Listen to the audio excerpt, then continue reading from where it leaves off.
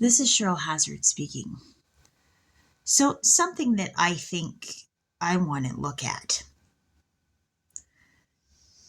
is that I have Asperger's syndrome, and magnesium deficiency is common in it, and particularly in people who get migraines, and I get those too, and so does my son. And he's on the spectrum too.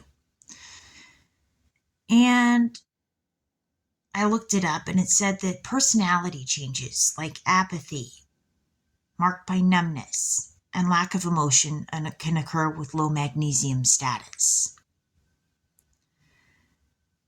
And my son, this was something that I thought about. My son was going on and on and on about how I couldn't afford this, that McDonald's had increased the price of chicken nuggets by $1, and now he can't afford the soda to get him because all he wanted was a soda. Like the big thing he wanted was a soda with his dinner.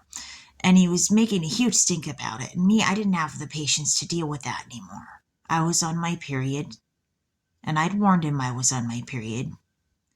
And he wouldn't drop the topic, and I asked 4 or 5 times, and before I knew it, I was yelling at him, and it turned into a big match. And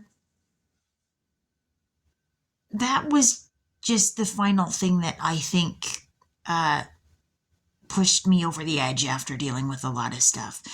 And as I was on my way home, I had some sort of dissociative reaction as I was getting ready to cross the street. And I couldn't process anything, and I kind of just stood there out of it. And thankfully, I got back enough with it to be able to cross the street when I did, when the light turned green. But I got home after I ran away from Nathan because I was so mad I was about ready to hit him. And I did that to protect him from me. I was so stressed out and so just zapped and emotionally burnt out. And I told him before we got home, I don't have anything mentally and emotionally left to deal with this. And he wouldn't listen to me. And I think that's one of those things where maybe the magnesium would have helped me. It was like I was numb and I couldn't process, and there was nothing left. And I was just completely burnt out. And the thing is with the period is usually there's a deficiency of magnesium with that too. And I was thinking about the trauma reaction and how under stress, enough trauma can cause a person to go numb and to feel apathy and to start being unable to express the emotion and unable to process things.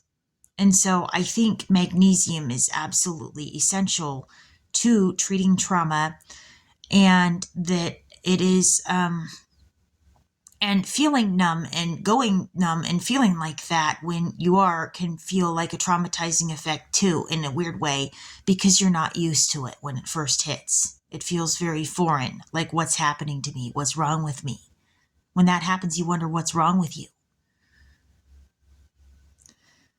And ironically, when I went numb at first, it was, kind of scary. But there were times when it helped me because I was around people that weren't good for me and I needed to go numb to them. But if you go numb at the time when you need to be able to feel something or to be able to use the emotions appropriately to help yourself, that might be something else too. And magnesium is part of emotional regulation.